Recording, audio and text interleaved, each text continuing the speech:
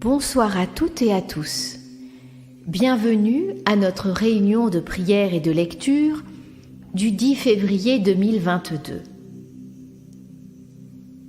Était-il concevable pour la quasi-totalité des humains de croire que les forces du mal allaient s'imposer sur la planète? Non, c'était impossible. Pourtant, les satanistes ont pu, en quelques décennies, grâce aux technologies avancées, induire les humains et les hypnotiser en les éloignant de Dieu. En tournant en dérision les valeurs morales, ils ont franchi un grand pas vers la domination de l'humain. En détruisant l'amour véritable qui permet à un couple d'atteindre un équilibre, grâce à la force d'un foyer uni dans le bonheur, ils ont semé la haine. En glorifiant le sexe sale et la pornographie, ils ont sapé le bonheur et la joie de vivre. Ne fêtez pas la Saint-Valentin, boycottez-la. Ce n'est qu'une fête mercantile et sataniste, durant laquelle le non-amour permet les excès pornographiques chez les obsédés et les nymphomanes possédés par des incubes et des succubes qui en profitent pour vampiriser les amants en folie. Durant cette fête détournée, les pédosatanistes en profitent pour faire des orgies avec des bébés et des victimes de tout âge, et même des animaux. Ensuite, ils les tuent et ils les mangent. Ne donnez pas vos forces vitales et sexuelles durant cette fête devenue immonde. Avez-vous besoin de la Saint-Valentin pour exprimer l'amour à la personne que vous aimez? Non, c'est à chaque instant que vous devez lui montrer votre amour. Vous voilà prévenu. N'achetez aucun objet ni nourriture vantée pour cette pseudo-fête d'amour. Ne nourrissez pas la bête, le dieu de l'argent, le Baphomet, en vous associant à leur acte maudit. Soyez lucide. Je demande maintenant à chacun d'allumer une veilleuse et un bâton d'encens à côté de vous, afin de nous unir dans le recueillement et la prière, et de former une chaîne de lumière pour toutes les personnes connues et inconnues qui œuvrent pour la sauvegarde de l'humanité. Et par ce fait, sont les guerriers pacifiques de Dieu. Merci et bonne réunion.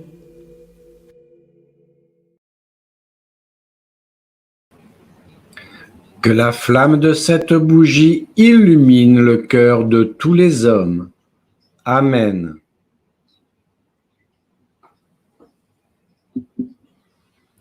In nomine Patris et Filii et Spiritus Sancti. Amen. Notre aide est dans le nom du Seigneur qui a fait le ciel et la terre. Seigneur, exaucez ma prière et que mon cri monte jusqu'à vous. Le Seigneur soit avec vous et avec votre esprit. Viens, Esprit créateur, visite les âmes de tes fidèles, emplis de la grâce d'en haut les cœurs que tu as créés. On te nomme le conseiller, le don du Dieu très haut, source vive, flamme, charité et onction de la grâce. Tu es l'esprit aux 7 dons, le doigt de la droite du Père qui rend nos langues éloquentes.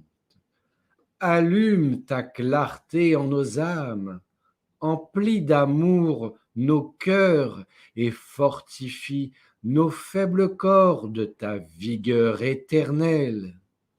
Repousse notre ennemi loin de nous, procure-nous la paix sans retard,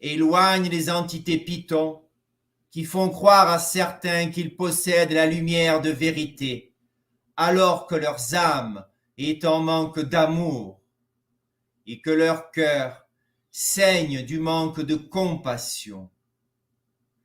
Seigneur, que les intelligences supérieures qui œuvrent en ton nom leur montrent la voie de l'amour pour toutes les créatures que tu as déposées sur cette planète. Seigneur, écoute-moi. Seigneur, exauce-moi. Amen.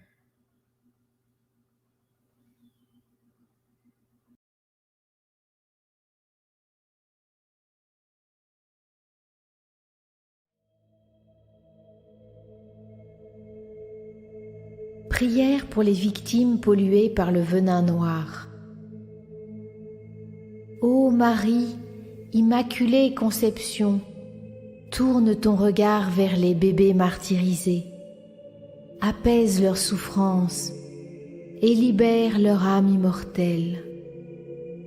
Protège-les des démons qui se nourrissent de leur petit corps. Emmène leur âme dans ton jardin d'amour. Ne les laisse pas entre les griffes des démons. Endors-les sur ton sein. Berce-les de ta voix douce. Place leur âme dans ton cœur. Ô Marie, immortelle Notre-Dame, protège les parents naïfs qui ont donné leur enfant à Satan. Pardonne-leur et sois leur soutien durant ces épreuves. Ô Marie, Maman céleste, que ma prière touche ton cœur, que ta compassion illumine le monde, que ton immense amour purifie l'humanité. Amen.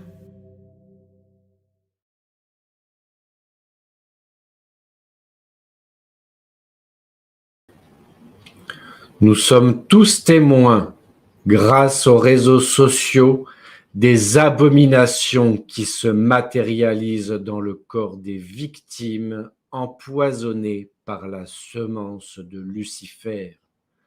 Cela nous brise le cœur, cela nous révolte, mais cela renforce notre détermination.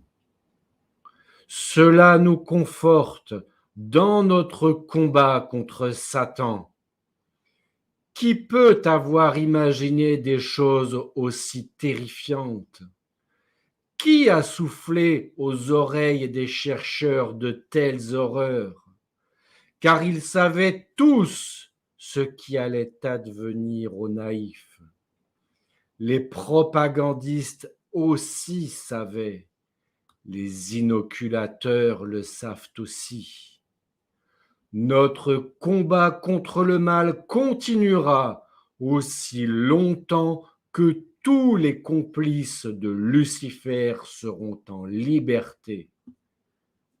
Appelle, moi, Père Éric, j'appelle Jésus le Christ, notre Sauveur, et Marie Immaculée, notre Maman Céleste, afin qu'ils nous soutiennent, Padre Bruno et moi-même, durant cet exorcisme. Seigneur Maître vénéré, soutiens-nous afin que ta force soit notre force pour vaincre le mal. Ô Marie, merveilleuse Maman Céleste, imprègne-nous de ton amour immense et permets-nous de surmonter les traumatismes que nous subissons à cause des démons. Seigneur Christ, que nos paroles soient autant de flèches contre les serviteurs de Lucifer. Je te supplie, Seigneur Christ, de nous soutenir chaque jour dans notre combat. Seigneur Christ, et Marie, Maman céleste, que vos forces unies en une seule purifient nos cœurs et nos âmes. Au nom du Père, du Fils et du Saint-Esprit. Amen. Je laisse la parole à Padre Bruno pour l'exécration exorcisme.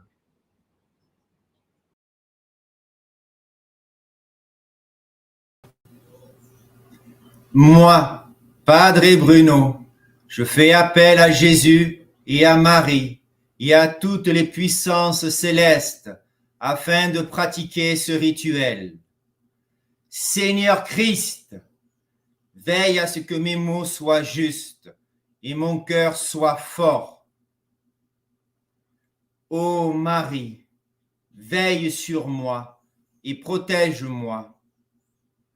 Au nom de Jésus le Christ, que tous les pédosatanistes soient dénoncés et traqués, qu'ils soient arrêtés et jugés devant les juges honnêtes. Au nom de Jésus le Christ, que tous les complices du mal soient jugés dans le ciel. Je vous exècre tous, prêtres infidèles.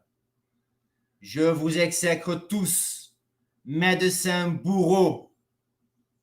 Je vous exècre tous, éducateurs complices. Je vous exècre tous, vous les contrebandiers qui fournissez des enfants aux pédosatanistes. Je vous exècre tous et toutes les complices du Baphomet. Moi, Padre Bruno, j'exorcise tous les bébés à naître et qui sont nés dans la semence diabolique. Je vous exorcise, vous tous, les bébés qui sont nés avec les yeux du diable. Je vous exorcise toutes, vous, les mamans qui avez enfanté avec le venin du serpent dans vos veines. Je vous exorcise tous, les humains traumatisés par les poisons noirs que les esclaves de Satan vous ont inoculés par la ruse. Au nom de Jésus le Christ, notre Sauveur, soyez maudits, ad vitam aeternam, pourfendeur de l'humanité.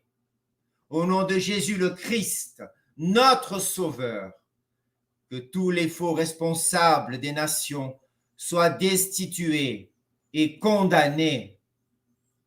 Au nom de Jésus le Christ, notre Sauveur, que toutes les sectes sataniques soient détruites à jamais et que les coffres forts de Lucifer soient anéantis. Au nom de Marie, notre protectrice universelle, que toutes les âmes des bébés sacrifiés par la semence de Lucifer soient sauvées et régénérées et que leurs parents soient pardonnés pour leur manque de lucidité. Sauvez leur âme, ô Marie, lorsqu'ils quitteront leur corps physique. Moi, Padre Bruno, dans la puissance de mon Maître Jésus, je vous bannis, esprit immonde. Fuyez, sortez du corps des victimes du poison noir, forme obscure sans esprit.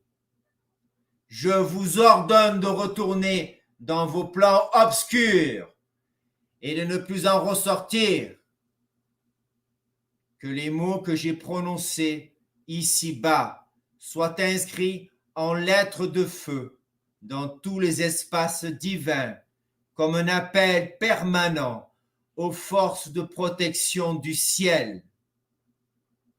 Que nul ne puisse les effacer, afin que la mémoire du monde persiste au-delà des temps.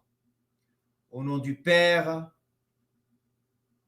du Fils et du Saint-Esprit. Que ce qui a été fait ce jour ne puisse jamais être défait. Amen.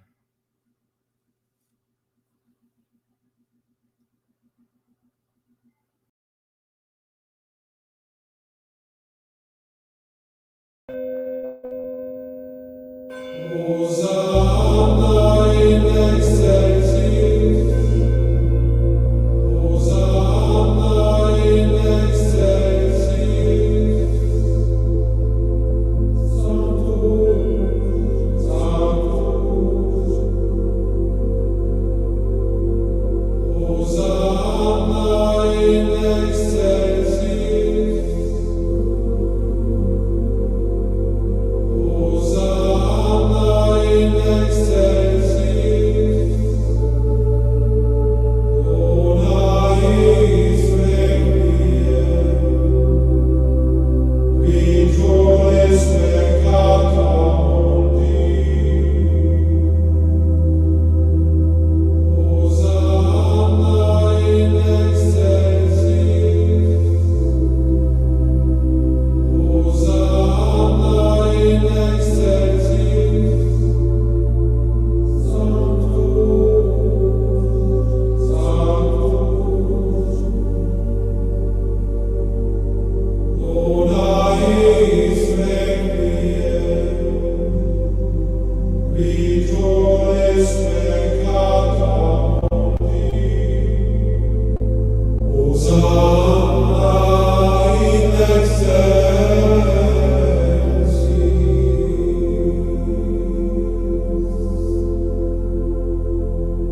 Sanctus, Sanctus, Rejoice peccata mundi. Hosanna in excelsis.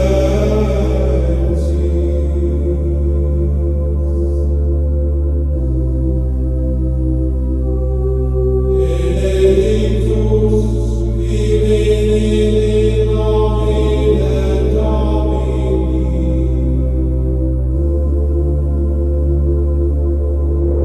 Hosanna in excelsis. Iisum serientia gloria tua. Iisum serientia gloria tua. Sanctus Dominus Deus Sabaoth. Sanctus, Sanctus.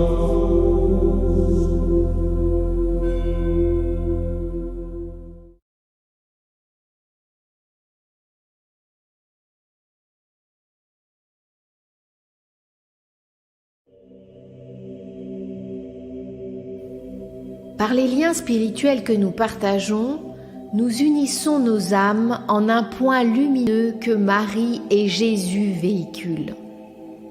Ils sont auprès de nous et en nous. Buvez l'eau bénite régulièrement pour chasser les miasmes putrides émises par les gens pollués par la semence de Lucifer. Utilisez l'huile pérenne de Marie de Manduria pour vous guérir et pour éloigner de vous les démons qui ne sont plus assez nourris par les profanateurs de la vie. Leur sanctuaire maudit tombe l'un après l'autre. Les démons cherchent de la nourriture, celle de la vie, celle de la genèse à laquelle ils n'ont accès qu'à travers la boue des péchés et le sang des victimes. Pauvres victimes sacrifiées et tous ceux à qui on a inoculé le poison noir. Le sang, affaibli par le venin noir, devient gluant et sans énergie de vie spirituelle. Certains sentent les démons en eux, surtout lors des exorcismes ou des séances de magnétisme. Les démons bougent dans le ventre des inoculés. Ils veulent sortir. Alors, comment vont se protéger les faux prêtres et les faux guérisseurs qui utilisent leur magnétisme vital et ne sont pas des canaux spirituels permettant à Jésus et à Marie de chasser les démons et sauver les âmes de ceux qui sont empoisonnés par les adeptes du mal? Ces faux prêtres et ces faux guérisseurs vont mourir à leur tour, car pollués par le venin noir. Mais avant, ils auront pollué à leur tour une multitude de gens naïfs qui leur faisaient confiance. Méfiance. Renseignez-vous avant de confier votre corps, votre âme et votre esprit à une autre personne, surtout si leur croyance en Dieu n'est que mentale. La foi n'est pas une vue de l'esprit. C'est l'union dans l'esprit créateur et la force de la Genèse.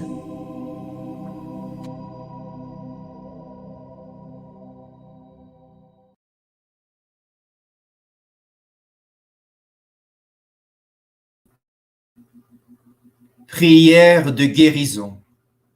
Seigneur Dieu, omnipotent et omniprésent, Créateur de toutes choses, je t'implore de venir à mon secours. Seigneur Jésus, mon Dieu et mon Sauveur, je te remercie pour ton intervention. Je t'invoque, ô Trinité sainte, par l'intercession de notre Mère céleste et de toutes les saintes et les saints, afin de m'accorder, ainsi qu'à mes frères et mes sœurs en humanité, la grâce de la guérison. Seigneur Jésus, pardonnez nos offenses et notre immaturité, et accordez-nous ta clémence et ton amour, et fais que tous ensemble nous retrouvions la santé et l'espérance. Que ta volonté s'étende sur la terre et aux cieux. Amen.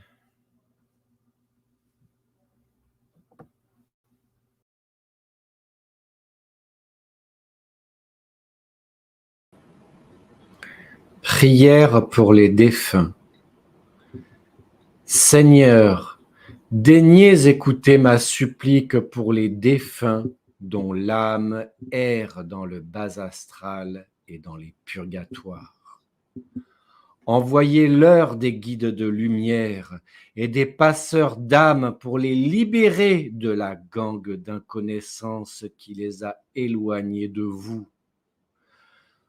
Toutes les victimes du Covid, tous les soldats morts au combat, tous ceux qui ont été assassinés, tous les pensionnaires des maisons de retraite abandonnés sans soin, tous ceux que je connais et ceux dont j'ignore les noms.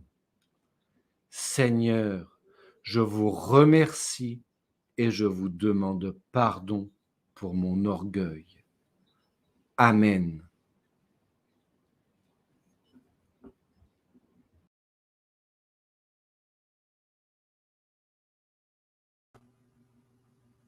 Notre Père, in nomine Patris et Filii et Spiritus Sancti. Amen. Notre Père qui êtes aux cieux, que votre nom soit sanctifié, que votre règne arrive, que votre volonté soit faite sur la terre comme au ciel. Donnez-nous aujourd'hui notre pain de chaque jour.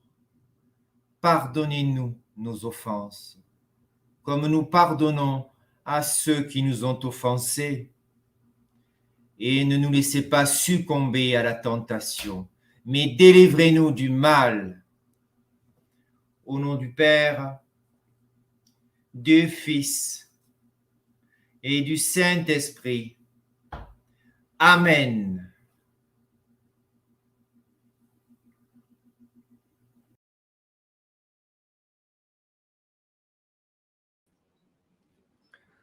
Ave Maria, gratia plena, Dominus tecum, benedicta tu in mulieribus, et benedictus fructus ventris tui, Iesus. Sancta Maria, Mater Dei, ora pro nobis peccatoribus, nunc et in hora mortis nostrae. Amen.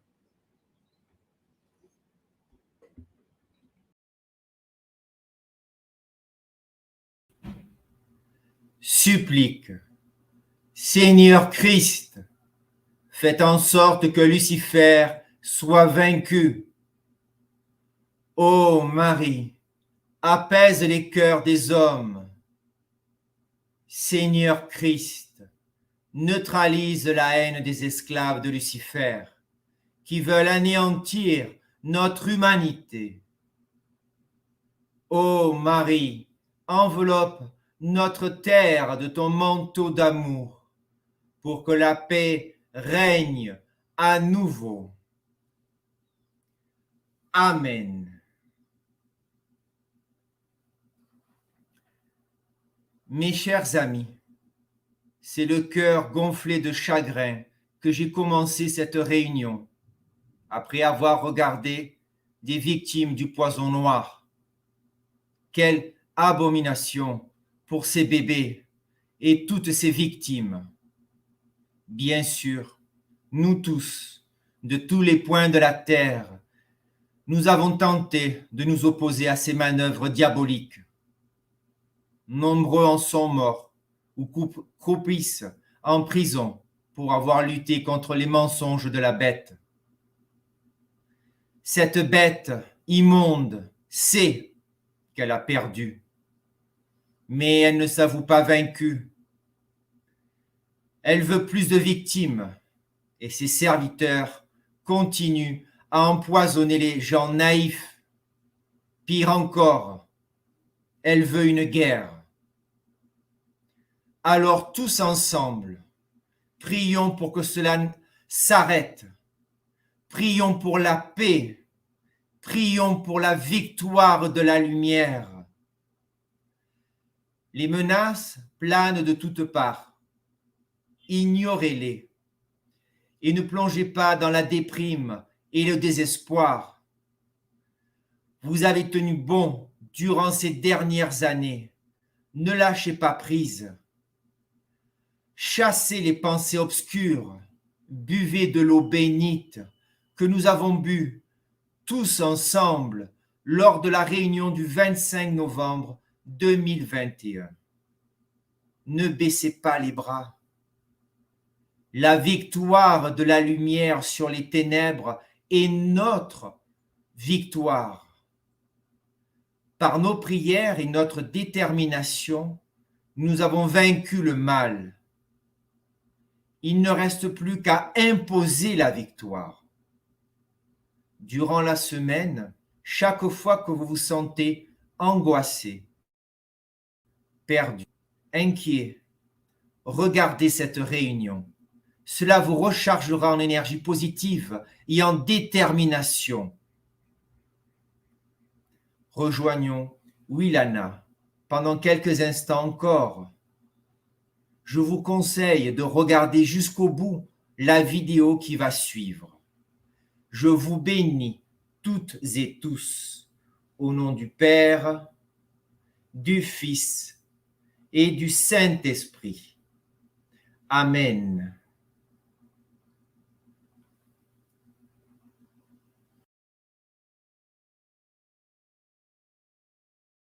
L'histoire se déroule aux États-Unis, au sein de la famille Bim. Elle est composée du père Kevin, de la mère Christy et des trois petites filles Annabelle, Abigail et la cadette Adeline. Malheureusement, Annabelle a de gros problèmes de santé.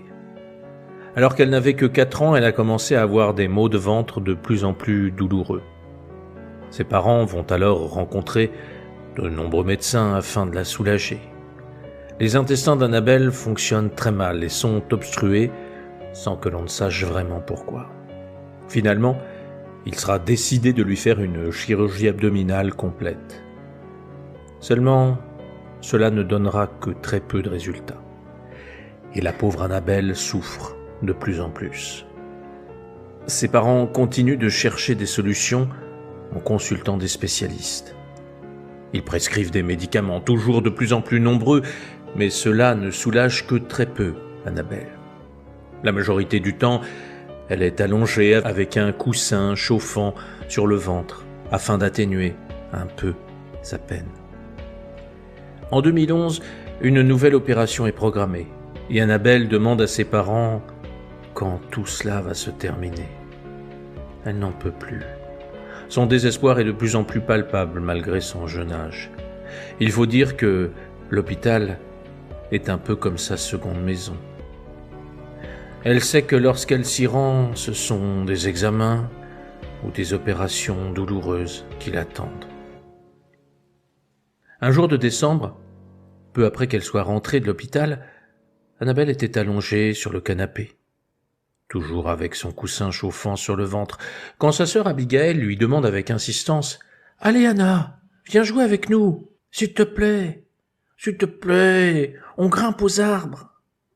Annabelle va voir sa mère en lui disant qu'elle va faire plaisir à Abigail en essayant de jouer. Inquiète, Christy lui dit de ne pas essayer d'imiter ses sœurs et de simplement les accompagner. La fillette la rassure, lui affirmant que si jamais elle ne se sent pas bien, alors elle reviendra.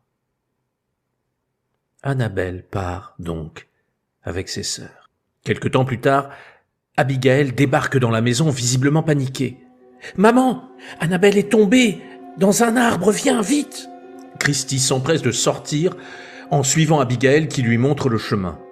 Tout en courant, les pensées se bousculent dans la tête de Christy. Mais comment Annabelle a-t-elle pu grimper aux arbres alors qu'elle est si faible et si malade ?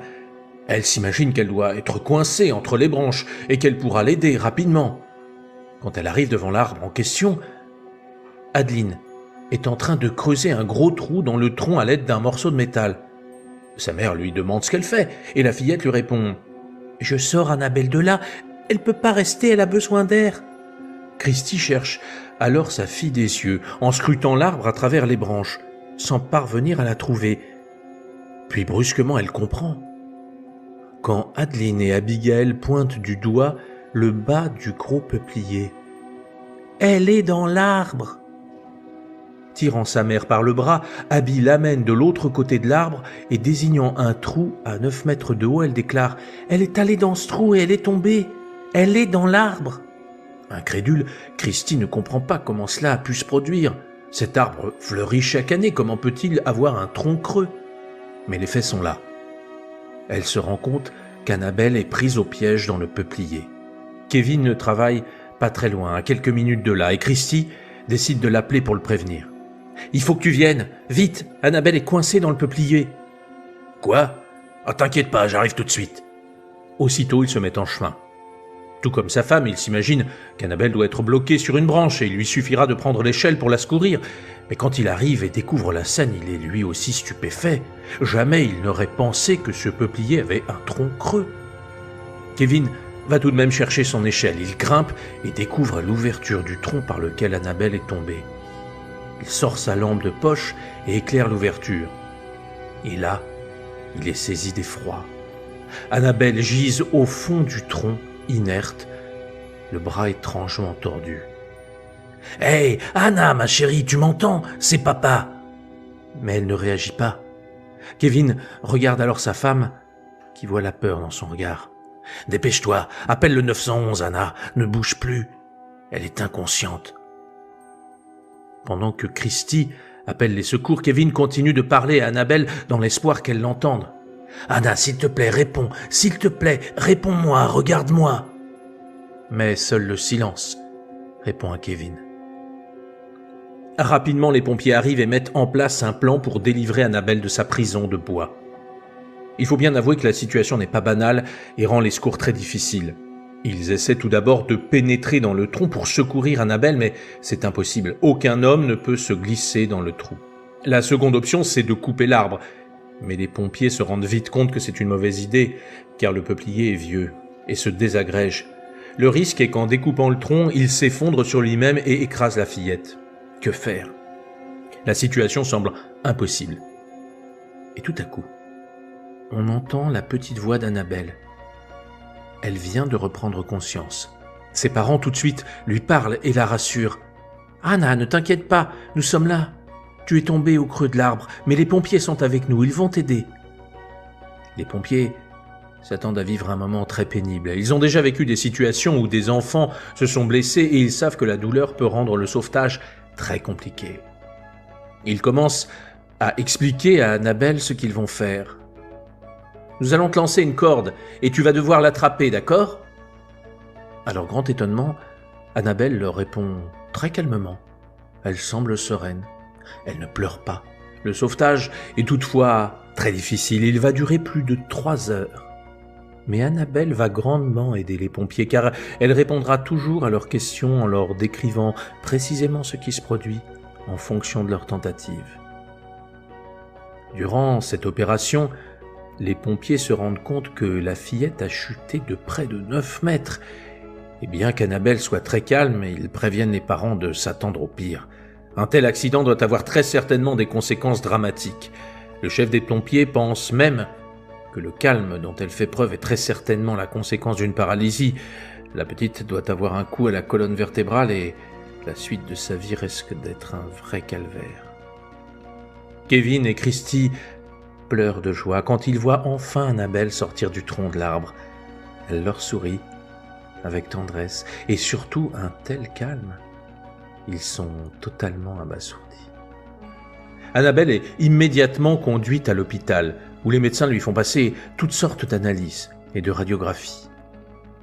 Les parents sont très angoissés et attendent les résultats. Un médecin entre alors et s'approche d'eux. « Écoutez, je comprends pas comment c'est possible, mais votre fille n'a qu'une légère commotion cérébrale. Je vais la garder pour cette nuit afin d'être certain qu'il n'y ait pas de lésion interne. Si tout va bien, elle pourra retourner à la maison, très rapidement. » Et en effet, le lendemain, Annabelle sort de l'hôpital en parfaite santé. Ses parents sont tout de même très inquiets pour elle. Ils ont peur que cette chute ne l'ait traumatisée, bien qu'elle soit beaucoup plus calme depuis cet incident. Le soir suivant, alors que sa mère vient l'aborder et l'aider à s'endormir, Annabelle la regarde intensément et lui dit « Maman, je suis allée au ciel quand j'étais dans cet arbre. » Stupéfaite, Christy ne sait que répondre, mais la fillette continue. « Je me suis assise sur les genoux de Jésus, et il m'a dit que ce n'était pas mon heure. » Annabelle va leur raconter tout ce qu'elle a vécu pendant qu'elle était inconsciente. Jésus était avec elle et lui a expliqué tout ce qui allait se produire. « Annabelle, les pompiers vont te sortir de ce tronc d'arbre, mais ne t'inquiète pas. Tout va très bien se passer, tu peux me croire, et tu n'auras aucune blessure, je te l'assure. » Annabelle se sent tellement bien avec Jésus et elle prend conscience que son ventre ne lui fait plus du tout mal. Et elle se sentait tellement soulagée qu'elle demande alors à Jésus « Est-ce que je peux rester ici avec toi? Mon ventre me fait tellement mal d'habitude et là, je me sens si bien. » Jésus la regarde alors avec des yeux pleins d'amour, un amour qui touche Annabelle au plus profond de son être. « Je sais que tu le veux, Annabelle, mais j'ai des plans pour toi sur la terre et tu ne peux pas les accomplir au paradis. Je vais envoyer un ange pour te protéger. Il va éclairer l'arbre et rester avec toi. Je vais te laisser maintenant et tu verras, tout va bien se passer. » Annabelle reprend conscience et elle entend la voix des pompiers. Elle constate alors que comme Jésus le lui avait promis, il y a un ange à côté d'elle. Sa mère lui demande « Mais alors, c'est pour cela que tu étais si calme? Et est-ce que tu as discuté avec lui ?» Mais Annabelle répond que non. L'ange était juste assis avec elle, dans la paix. Elle dira qu'elle savait que tout se passerait bien car Jésus le lui avait dit. Alors pourquoi paniquer? Et cet ange lui faisait ressentir un tel sentiment d'harmonie. Les pompiers avaient eux aussi remarqué cet étrange calme, soulignant que dans tous les sauvetages qu'ils avaient effectués, les enfants étaient toujours hystériques, mais pas Annabelle. La fillette expliqua également qu'elle avait vu Mimi, sa grand-mère qui était morte en 2010 suite à une intervention chirurgicale. Peu de temps après, ses parents remarquèrent qu'elle jouait plus souvent et qu'elle semblait plus heureuse.